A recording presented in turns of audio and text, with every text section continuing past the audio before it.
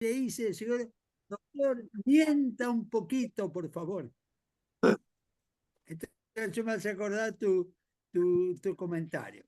Bueno, brevemente el mundo, la región, y ahí pongamos pues a Argentina.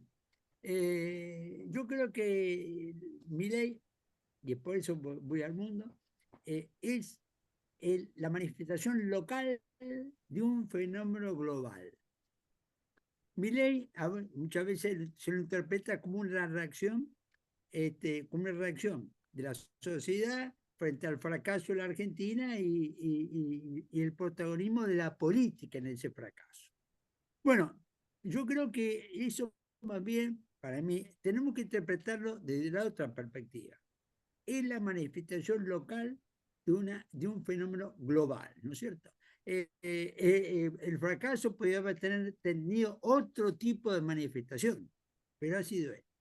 Él lo dijo con total claridad y transparencia desde hace 2 años y medio, cuando ganó la elección de diputado de la ciudad de Buenos Aires. Dijo, yo soy Trump, Bolsonaro y el partido Vox de España en la Argentina.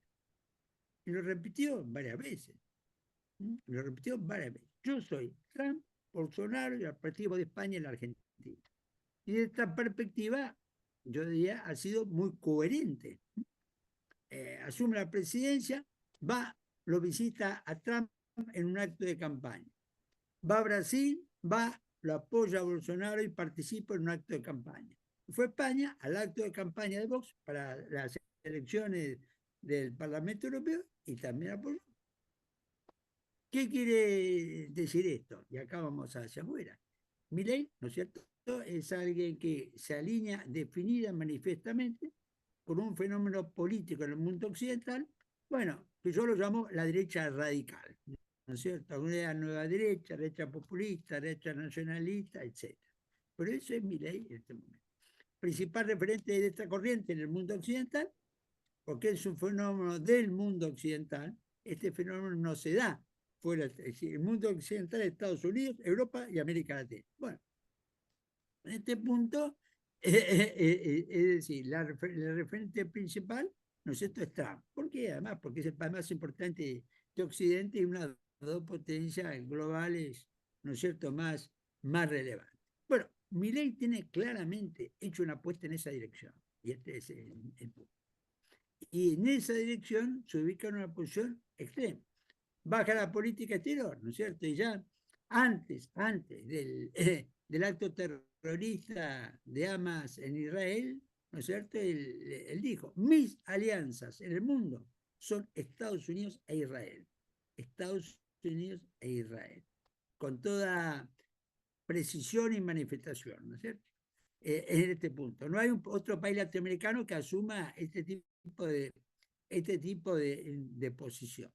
Milei es una figura que en este mundo occidental que está, donde esa derecha radical ha crecido mucho, es un centro de atracción y de información importante. En alguna medida entra en la categoría de lo que se llama política celebrity, una mezcla donde el político es político, pero también es con los celebrities de la cultura, ¿no es cierto?, los medios de comunicación, y yo diría que es el punto. Es decir, alianza con Israel y Estados Unidos, derecha radical, etc. Bueno, esto es Milei. Gana la elección en la Argentina porque, ¿no es cierto?, un país con medio siglo de fracaso espalda, y yo creo que a ver, el dato más simple para ver esto del fracaso es la medición de pobreza del INDEC empezó en 1974, hace exactamente medio siglo. La primera medición del 74 da 6% y cero de indigencia o pobreza extrema. 50 años después, la pobreza llega a 55 con la misma metodología. ¿Sí? Y la indigencia por esa extrema, 20%. Bueno, mirando esto, yo diría, sí, a Milei hay que entenderlo por esto, más el fenómeno global que hace que la opción más radicalizada para demostrarle el descontento y malestar haya sido el voto por Milei. Ahora, yendo digamos, al contexto mundial, Milei tiene una posición extrema. No es que me guste o no me guste, extrema en este punto. Y yo diría que no hace lo que pide Estados Unidos, hace más que lo que pide Estados Unidos, hace más que lo que pide Estados Unidos. Su apuesta hacia adelante eh, se ha tornado compleja. El 5 de noviembre es la elección presidencial de Estados Unidos y esto tiene múltiples consecuencias en el mundo. Esto que la medida va a definir, ¿no es cierto?, cuánto se profundiza o no este camino, la corriente que yo llamo derecha radical, que está creciendo y predominando, ¿no es cierto? Aún países como Francia y Gran Bretaña se ha dado en los medios occidentales una interpretación tergiversada de derrota de la derecha radical, que no es tal. Los laboristas ganaron con 33%, peor porcentaje de la historia en la victoria en Gran Bretaña. Sin embargo, y Le Pen, primera con 37, 11 puntos sobre Melechón, el candidato que le seguía de izquierda. Es decir, ¿qué es lo que quiero decir? Ahora, la elección norteamericana es decisiva. Milei ha jugado de una manera donde para él es medio la acción norteamericana, un todo o nada. Es decir, un país con vulnerabilidad económica con Argentina, un país dependiente de recibir dólares como la Argentina, que gane Trump o gane Harris en este momento es muy importante. Es decir, si ubicamos en este contexto en la Argentina, el triunfo de Trump a Milei lo refuerza. Uno de Harris lo debilita, ¿no es cierto? Él ha jugado muy fuerte en este punto y esto va a tener consecuencias en este sentido.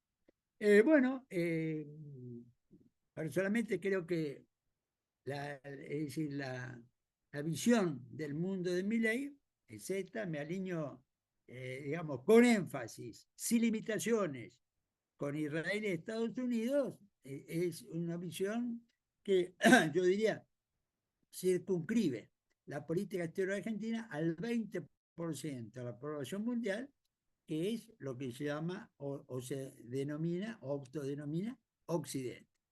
Fuera de esto hay otro 80% de la población mundial, donde hay otros valores, otros intereses, otras circunstancias que en este momento han quedado relegados, ¿no es cierto?, en la política exterior argentina.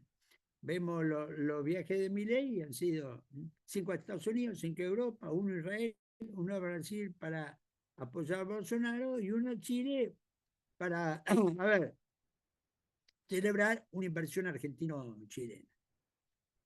China tiene tantos habitantes como todo Occidente, India tiene tantos habitantes como todo Occidente, 1.400 cada uno, y África tiene tantos habitantes como todo Occidente. Cada uno de ellos, bueno, esta es la parte de la realidad mundial.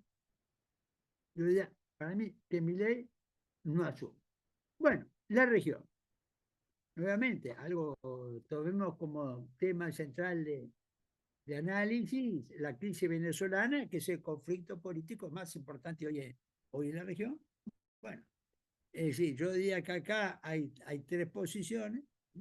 Una posición, la de los países grandes que están, ¿no es cierto? El más grande es Brasil, el segundo México y el tercero Colombia, que tienen gobierno de centro-izquierda con sus matices. Con esos matices yo pondría a Chile también en esta región. Bueno, que es una corriente de centro-izquierda con distinto grado, digamos, de ideologización, pero que están actuando en conjunto frente a la crisis venezolana. Después está el grupo de los aliados de Maduro, Cuba, Nicaragua, Honduras y Bolivia. Y después hay un conjunto de países más chicos, que hoy están liderados por Milei.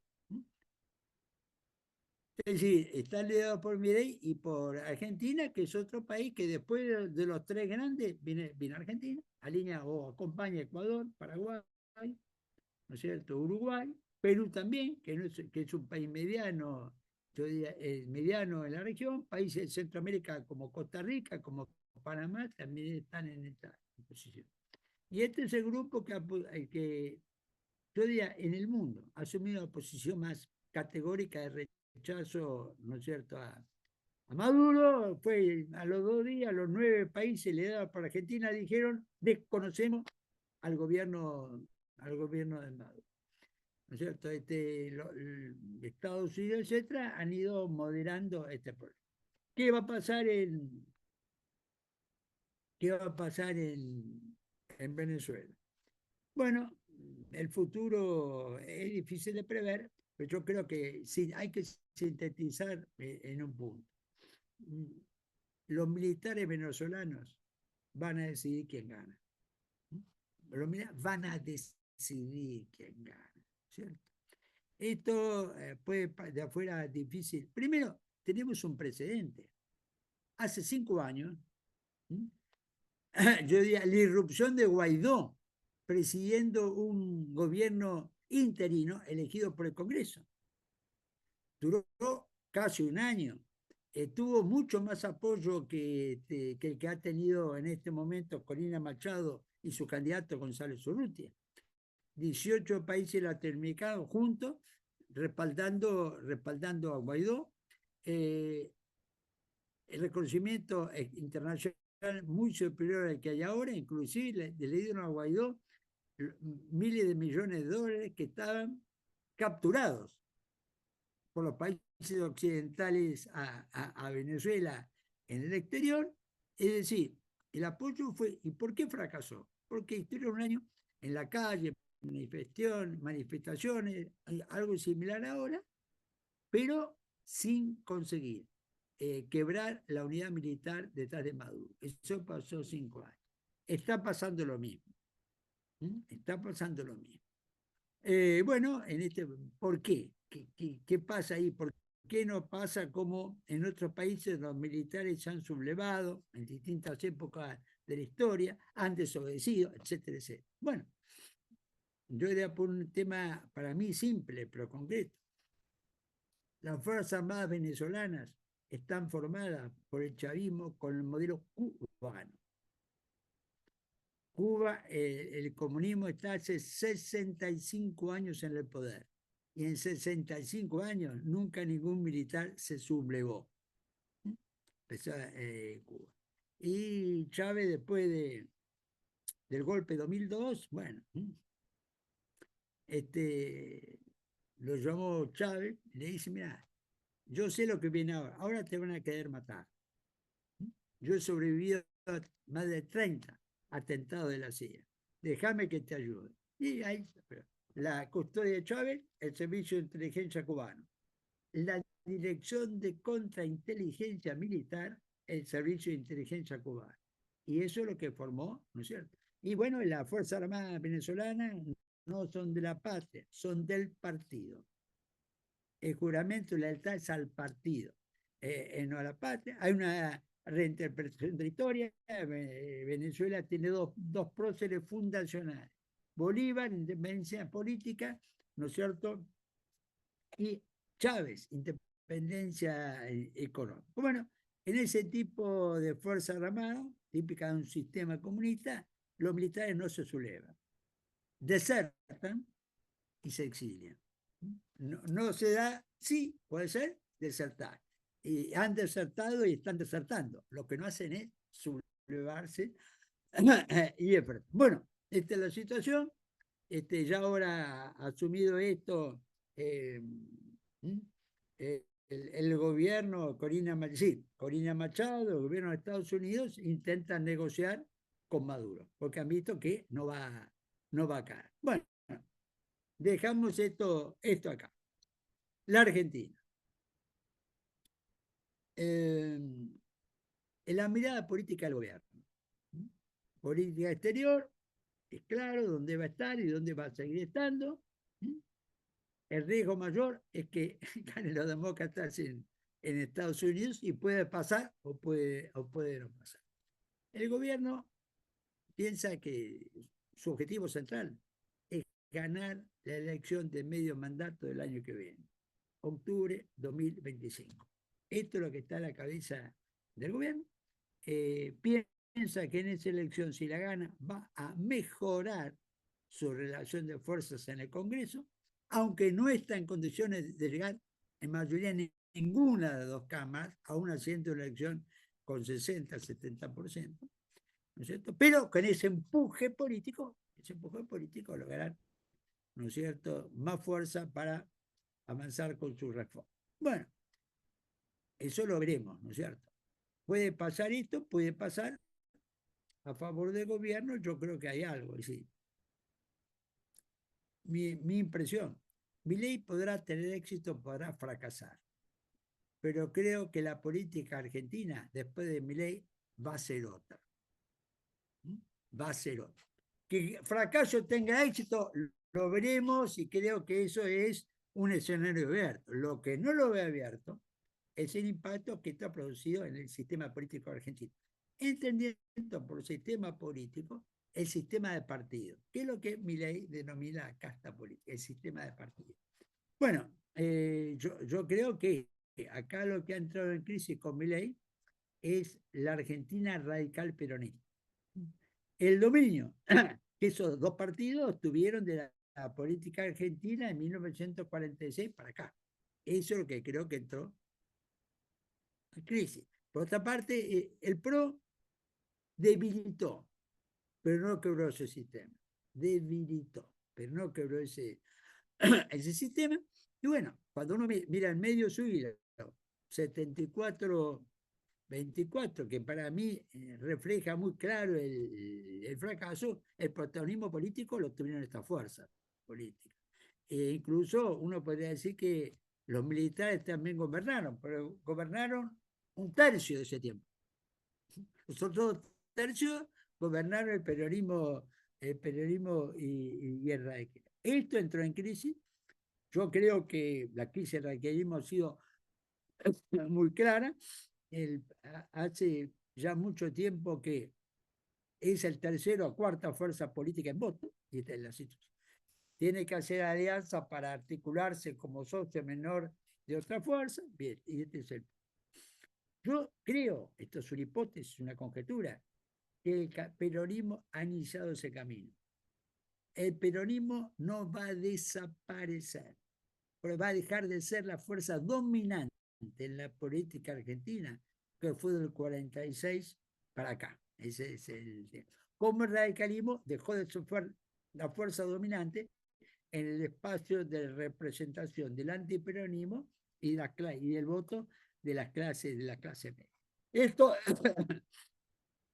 se desarticula el bipartidismo, en mi opinión. Esto está pasando en Italia, ya se desarticuló, en Francia se desarticuló, en Alemania también se desarticuló, en Gran Bretaña bastante, ¿no es cierto? Y este es el ahora, ¿cuál es el problema? Está claro que esa es la tendencia, una crisis, una ruptura. Los dos partidos históricos ya no representan, ya no dominan la política, pero lo otro está en construcción y muy en construcción. Es decir, se desarticuló lo que teníamos y lo que sustituye está en construcción. Bueno, ¿cuál es el problema?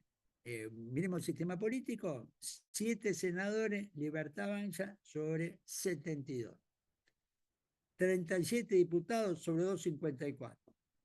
0 gobernador sobre 24, como estructura propia.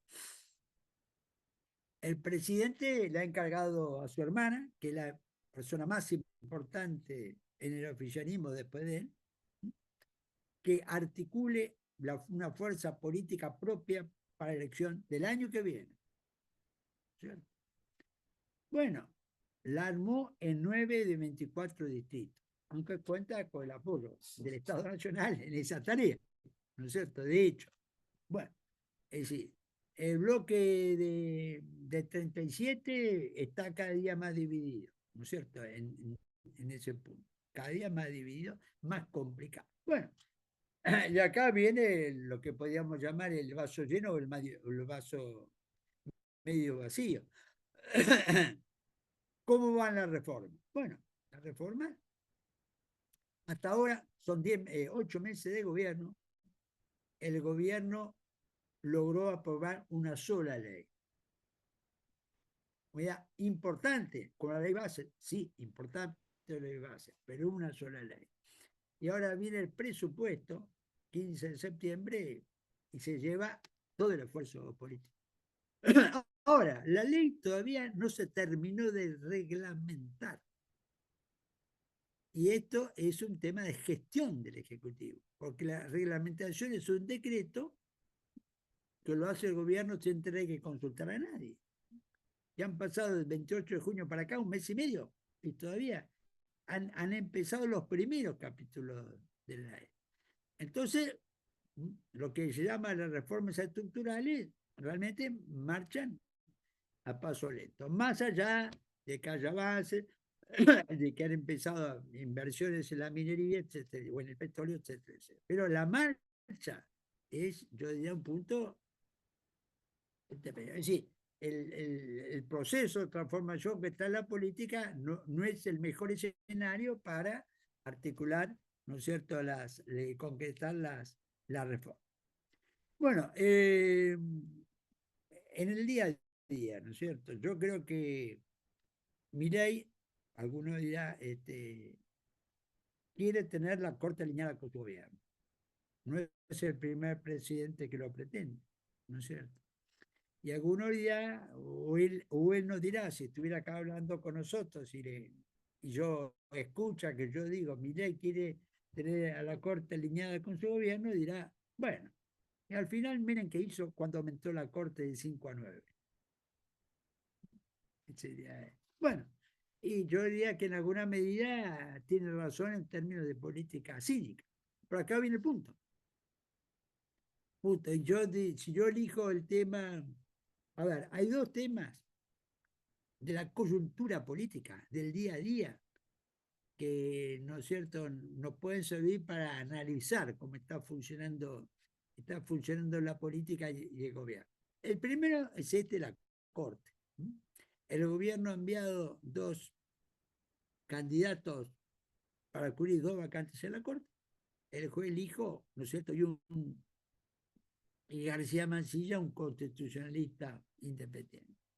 Dijo, ¿no es cierto?, considerado es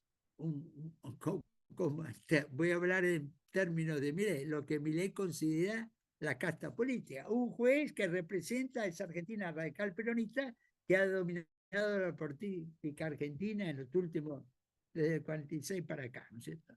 Bueno, ¿qué va a pasar?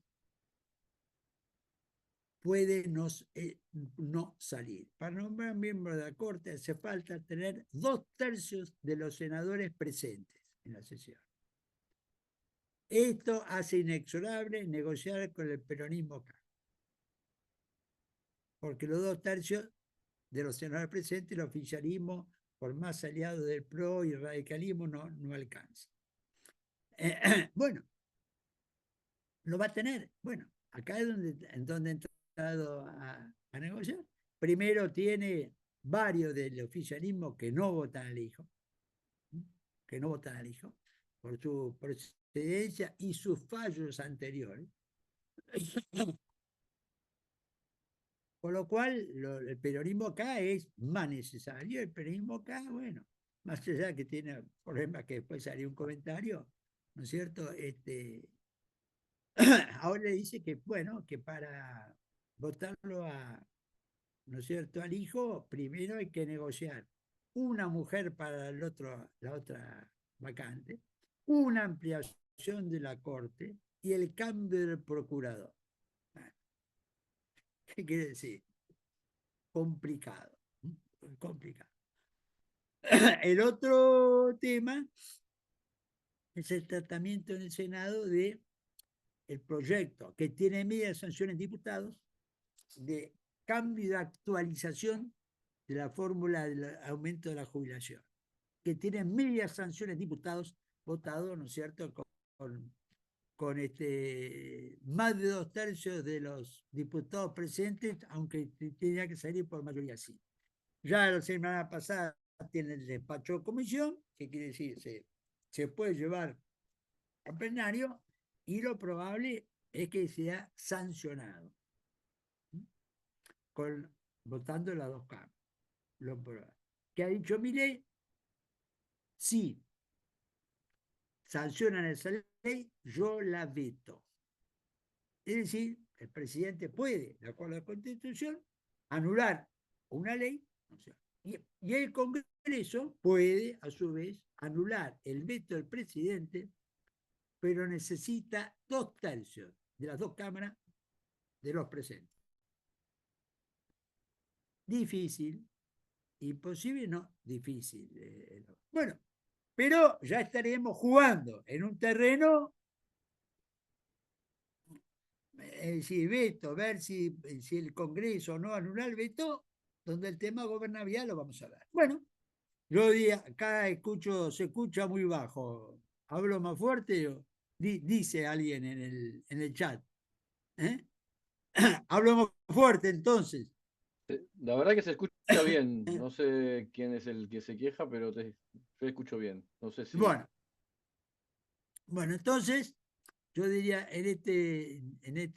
bueno, entonces, en este punto, acá bien. Yo diría que para ver cómo funciona la política, hay que seguir estos dos temas en el día a día que están planteados.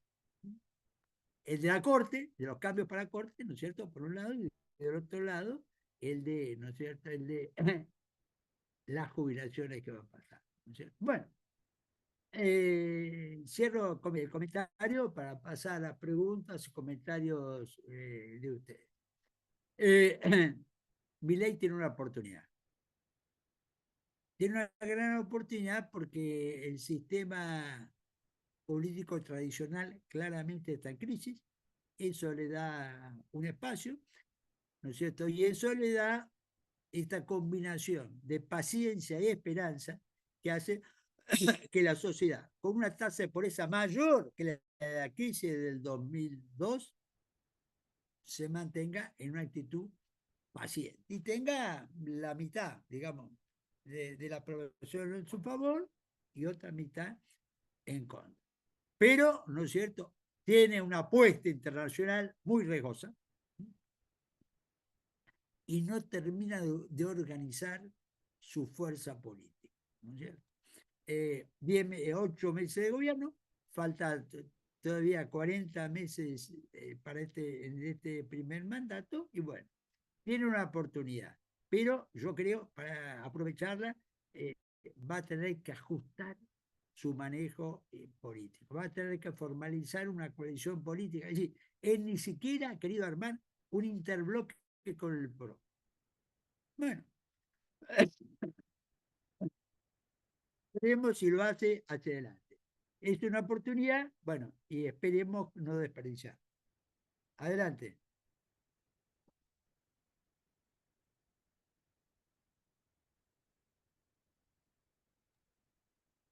Rosendo, ¿podías hacernos Ahí un está. Hola. Adelante, Donic. Sí, Sí, tenía el digo, micrófono apagado. ¿puedes hacernos un comentario respecto a la situación internacional, que sabemos que es un Bueno, lío bárbaro? yo te digo, primero, miremos brevemente. Es decir, 89-91, caída del muro, disolución de la URSS, desaparece el comunismo. Los 10 años siguientes, los 90, son el periodo que yo denominamos del dominio estadounidense. Estados Unidos es la hiperpotencia. 2001, Torre Gemela. 2001, 2021 son los 20 años, ¿no es cierto?, donde se va gestando la rivalidad chino-estadounidense. Se va gestando realmente. Sí. Ahora, estamos en una tercera etapa, y yo creo que sí, en los hechos está más que en una guerra fría entre China y Estados Unidos, que hay una fuerte rivalidad, en un mundo más multipolar que antes. Hay tres hechos que muestran que no hay una potencia dominante, ni aunque se junten Estados Unidos y China. 2021, hace 3 años, el fracaso de la OTAN en la guerra de Afganistán. Tras 20 años de estar en la OTAN en Afganistán, sí, la primera guerra que libró la OTAN la perdió. Y si uno recuerda, la retirada fue una retirada vergonzosa de Afganistán, y además quedó en el poder el enemigo que habían estado combatiendo 20 años. 2022, la invasión rusa a Ucrania. 2023, el ataque de Hamas a Israel. Venimos con un conflicto bélico por año. Esto no es lo que pasaba en los 90 ni las 2 primeras décadas. Es decir, ahora, ¿qué me dice esto? Estamos más en un mundo multipolar que bipolar. Si Estados Unidos y China se juntan para ordenar, les va a costar mucho. Es decir, esto es lo que yo creo. Y esta es ¿viste? La situación. Hoy en día, pese a esta multipolaridad, Estados Unidos sigue siendo el primero entre los demás. El primero entre los demás, que es el punto. Que claramente no tiene el dominio del mundo como tenía en los años 90, ni la influencia decisiva que tenía las 2 primeras décadas del siglo. Pero la elección del 5 de noviembre, a ver, pongamos el día a día. Mi opinión, la operación ucraniana en Kursk, en territorio ruso, fue determinada porque hace 15 días se creía que iba a ganar Trump. Y la ofensiva tan fuerte de Israel, matando gente de Hamas en Irán, de Hezbollah en el Líbano, también. Es decir, ¿qué es lo que se planteaba? Las posiciones de Biden-Harris y Trump frente a la guerra son muy diferentes. Trump dice, la voy a terminar. Veremos si gana, si lo logra hacer, pero claramente tiene esa intención, la voy a terminar. Del otro lado, no. Del otro lado, le vamos a ganar. ¿No es cierto? Es el punto. Ahora, si gana, ¿qué está haciendo Israel y Ucrania? Tratando de ganar terreno antes que se realice la elección de Estados Unidos. Por si tienen que aceptar negociaciones, que eso se encuentre en una mayor situación de poder. Ahora, en este mundo que viste que no hay potencia dominante, quédate las milicias hutis en el Mar Rojo.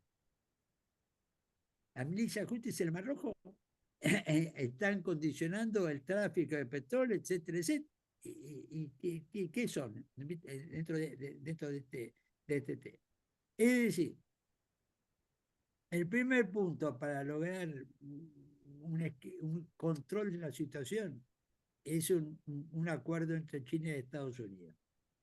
De ahí en más, extender esto a potencias regionales a las que hay que sumar dentro de este juego. Pero no estamos en ese.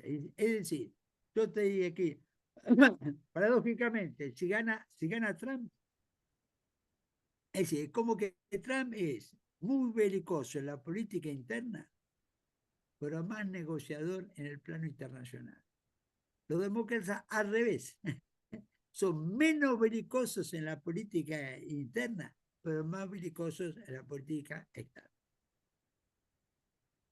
Muchísimas gracias, Rosendo. Gracias a vos. ¿Hay alguna pregunta más para hacer? Creo que viene el ¿Me chat dejas? alguna. Antes de ir a las preguntas, si me permiten, vamos a hacer una innovación que no solemos hacer, pero copiamos de los programas de televisión, vamos a meter una pequeñísima pauta publicitaria, porque es algo relevante que queremos compartir acá con la audiencia. A ver, un segundo. Bueno, miren, este año da la casualidad que van a ocurrir 3 eventos en Armenia, entonces queremos compartir, no necesariamente el orden es por importancia, sino por fecha. Bueno, de 11 a 13 de septiembre va a tener lugar esta 8ª Conferencia Mundial de Turismo de las Naciones Unidas sobre Turismo Enológico, que va a tener lugar en Armenia, para, para los que de alguna manera tienen algo que ver y están interesados en participar, o al menos estar informados. En segundo lugar, tenemos esto que es una novedad, eh, el American Competitiveness Exchange, que es una organización que pertenece a la OEA, Organización de Estados Americanos.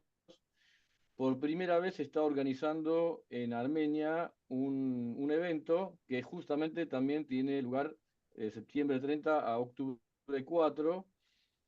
Acá pueden anotarse los que quieran participar. En 2 palabras les comento, se trata de que Armenia representa una mezcla única de tradiciones antiguas con avances contemporáneos, y eso le da una posición interesante para ser anfitrión de este evento, de modo tal que varias estados americanos van a ir a participar, y cualquiera que cree que le interesa o puede aportar algo. Básicamente se trata de ámbitos de innovación y tecnología, de todo lo que es educación STM, que significa ciencia, tecnología y matemáticas, eh, todo lo que tiene que ver con energías renovables, agricultura y negocios relacionados, y turismo. Entonces, todo lo que tenga que ver con esto y también, obviamente, todo el networking que se genera alrededor de eso va a ser muy interesante. Después, mientras seguimos con el doctor, les voy a mandar los links para que los que interesen, obviamente, puedan hacer, y si no, estamos a disposición desde la Cámara para ampliar la información. Y por último, justo la semana siguiente, de octubre 4 a 7, tiene lugar por segunda vez el Summit Internacional de Tecnología e Informática en Armenia, que junta a los cerebros más importantes de la tecnología, donde Armenia se destaca muchísimo y tiene que avances muy importantes, incluso hay unicornios. Así que bueno, quería compartir eso y luego les extiendo la información. Bueno, disculpen y gracias por escucharme. Ahora sí volvemos doctor. Vamos a leer las preguntas que están en el orden de aparición. Bueno, aquí Héctor consulta: ¿cuál podría ser el impacto político de una mayor inestabilidad geopolítica, suba de tasa de interés en las economías desarrolladas y mayores trabas comerciales en el mundo? A ver, yo no soy economista. Yo diría que cuanto más se complique el mundo en lo económico, es decir, el riesgo es que un eje crítico en lo económico y un eje crítico en lo geopolítico se vayan realimentando en la mala dirección en este sentido. Ahora, un país como la Argentina, a ver, yo insisto, no soy economista y eso no puedo opinar, pero veo que en alguna medida estamos con el problema de siempre: el dólar blue, el riesgo país y que no nos prestan dólares. Para un país que enfrente ese problema, un mundo más complicado claramente hace más complicado resolver nuestro problema. Gracias. Antes de ir a las preguntas locales, que ya veo que las que siguen tienen que ver con lo local, una pregunta del índole internacional también, Rosendo. Tenemos este conflicto de Medio Oriente donde quiero saber su opinión, ¿no? Porque mientras Estados Unidos y Unión Europea dicen a Israel bueno, que se acomode y baje su arremetida bélica, a su vez Estados Unidos está mandando un portaaviones y un submarino a la zona. Eh, digamos, claramente es un socio y un aliado de Israel, ya lo sabemos. usted, ¿cómo ve el interés en Estados Unidos realmente concretamente, en posibilitar la existencia de Estado palestino o en realidad lo dice pero no tiene interés? O depende de las distintas administraciones. ¿Cuál es su opinión? Bueno, primero,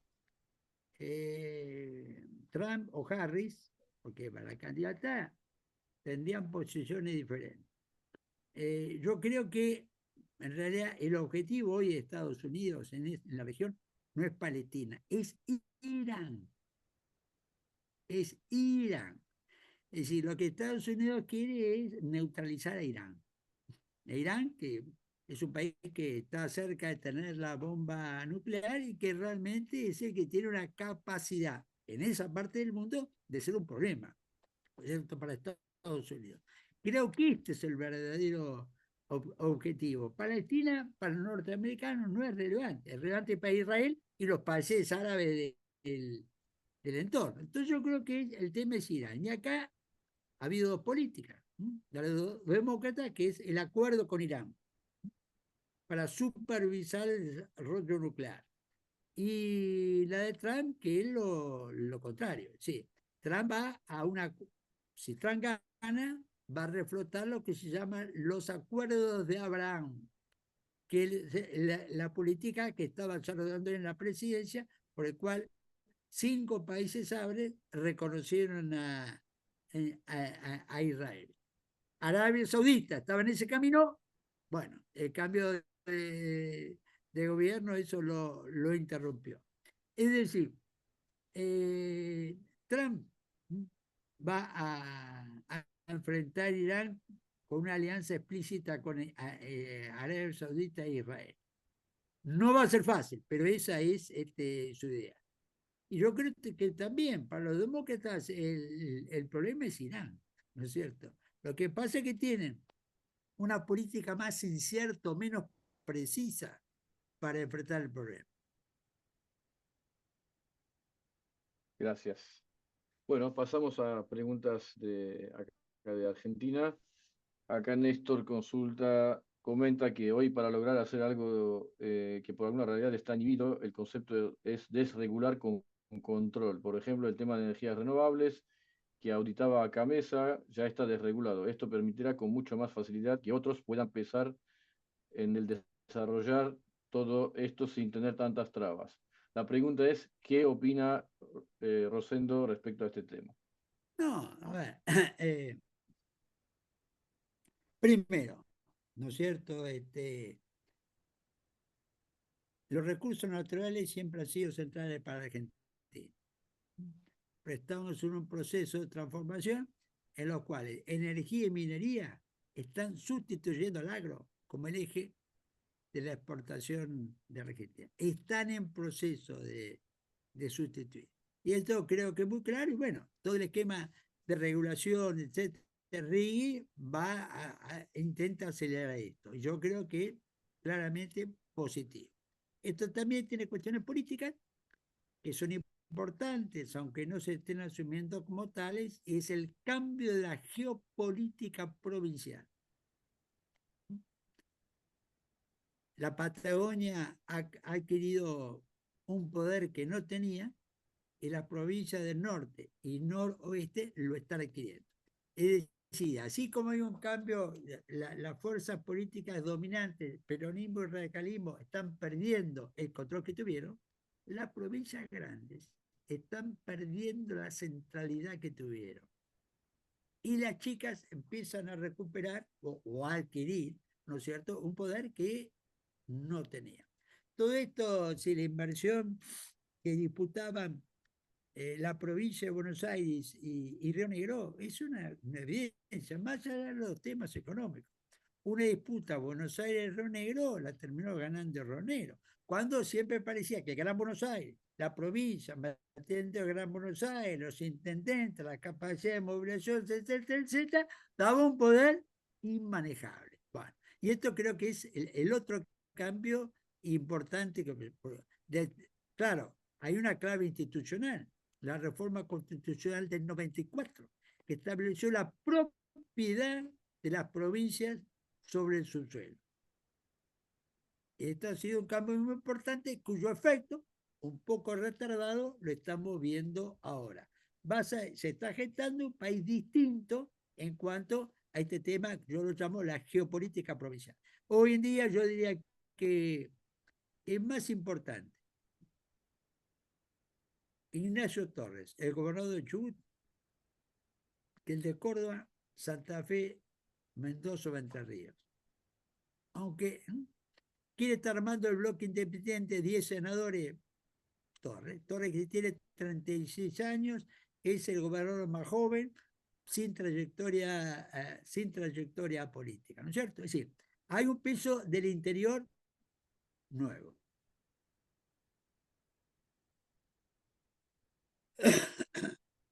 Gracias, doctor.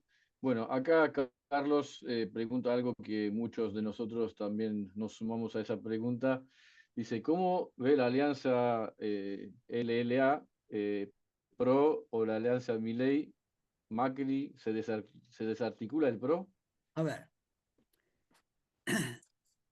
las encuestas son relativas, pero tenemos que usarlo como punto de referencia para conjeturar, ¿no es cierto? Yo todas veces las encuestas que he visto muestra que el PRO tiene entre el 6 y el 10% de los votos. Todo lo demás ya se fue a Libertad Avanza. Ya se fue a Libertad Avanza. No es que se va a ir, ya se fue. Entonces, ¿cuál es el juego de Milei? El juego de Milei es sacar los votos sin entregar poder. ¿Cuál es el juego de Macri?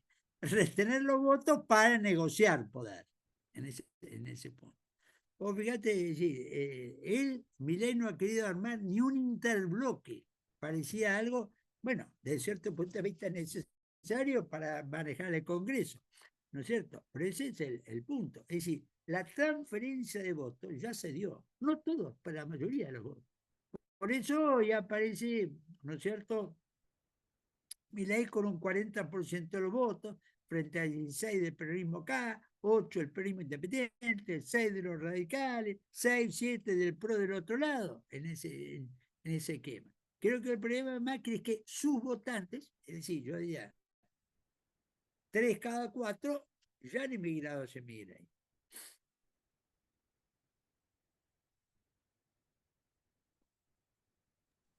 De acuerdo. A ver, vamos a la siguiente pregunta. Sebastián consulta, ¿cómo ve el clima social y los poderes de los sindicatos? ¿Cómo sigue el kirchnerismo y Cristina murió políticamente? ¿Quién será el líder político del peronismo, Massa, Kicillof o quién? ¿Cómo impacta el tema de Alberto Fernández? ¿Le pega a Cristina, al peronismo? Varias preguntas. Bueno, a ver. El peronismo no desaparece, opinión, pero deja de ser el eje de la política argentina.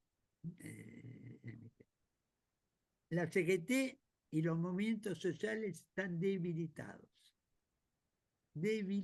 políticamente.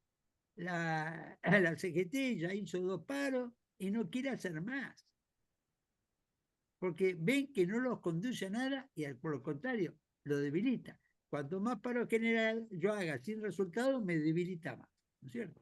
La dirigencia sindical tradicional lo está haciendo. Quiere negociar que sobrevivan las obras sociales. Ese es su objetivo. Los movimientos sociales están claramente desarticulados. Para mí, el mayor éxito político del gobierno es este, ¿no es cierto? Que yo creo que no lo ponen en valor, es decir, es la desarticulación de los movimientos sociales, que ha sido recuperar el control de la calle, que no es un tema menor, pero que digamos, es como que el gobierno no le da la importancia que desde mi punto de vista tiene. Eh, yo creo que Cristina no desaparece, pero claramente es una figura en retroceso político.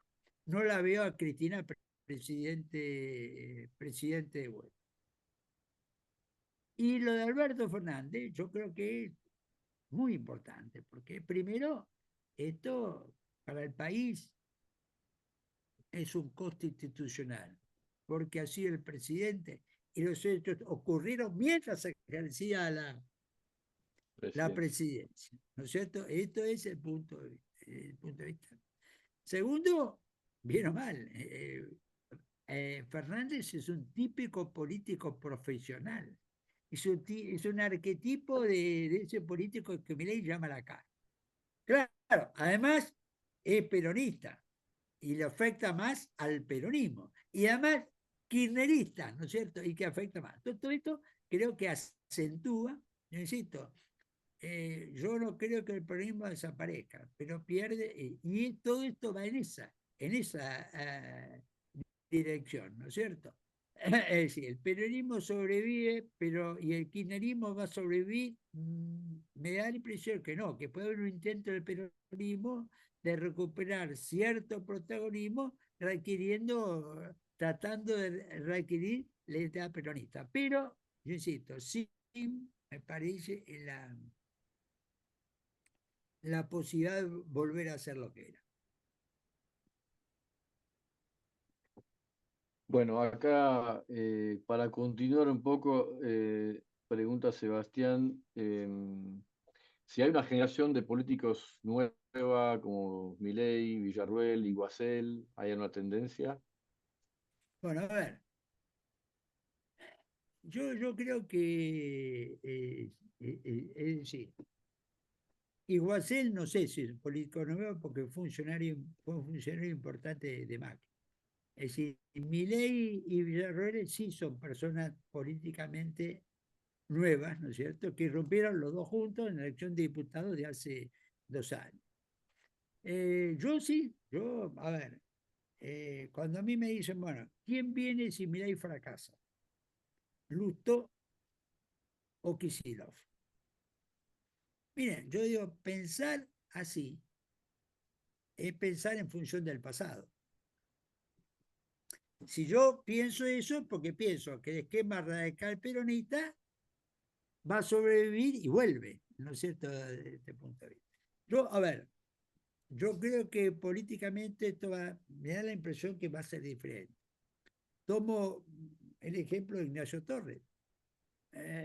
Yo no descartaría que el competidor de Milei sea Torres, no Kicillof por un lado o Lustó por otro. Porque con lo que estábamos hablando del cambio de geopolítica provincial y el cambio de poder, la política argentina probablemente tenga ejes diferentes, ¿no es cierto?, en el pasado. Y eso yo creo que es, ¿no es cierto? Hay gente nueva en política, la forma presidencial, más allá que no es fácil, ahí hay otro conflicto político, ¿no es cierto? Son figuras nuevas, tienen 2 años en la política nada más. ¿No es cierto?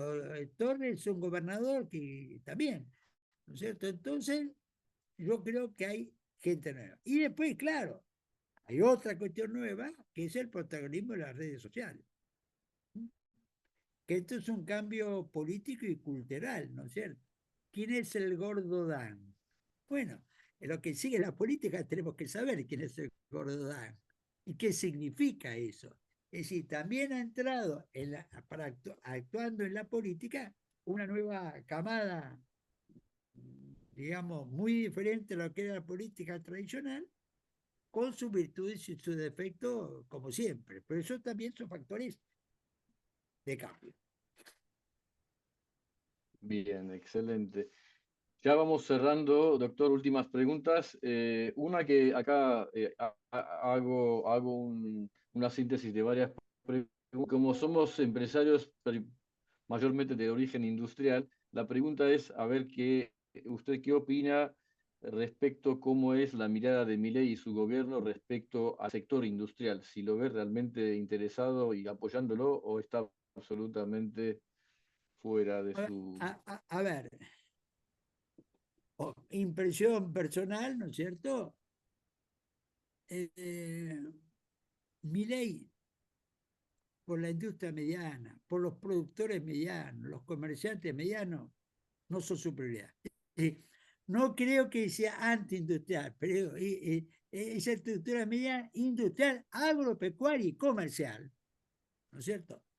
Él no le da prioridad. Él está convencido que son las grandes inversiones, el litio, el gas, el petróleo, el oro, las que van a empujar a la Argentina hacia adelante. En mi opinión, las cosas tienen que ser equilibradas, en mi opinión. Pero Milei no es el equilibrado. Y a veces me parece que los moderados como yo hemos pasado de moda, que lo que viene es una política mucho más radicalizada.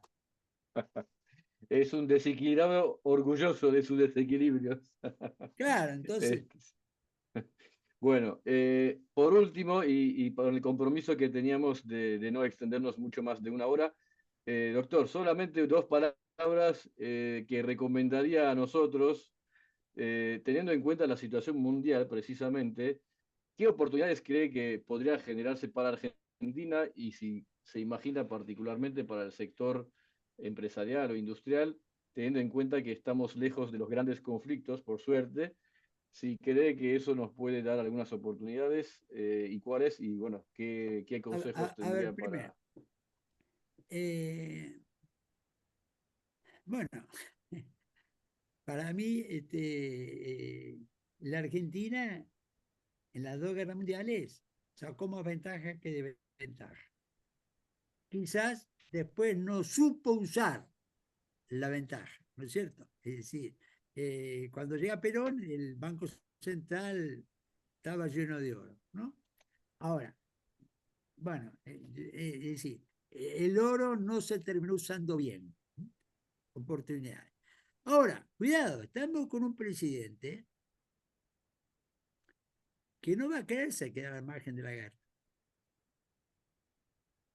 Guarda, estamos con un presidente que no va a querer quedarse al margen de la guerra.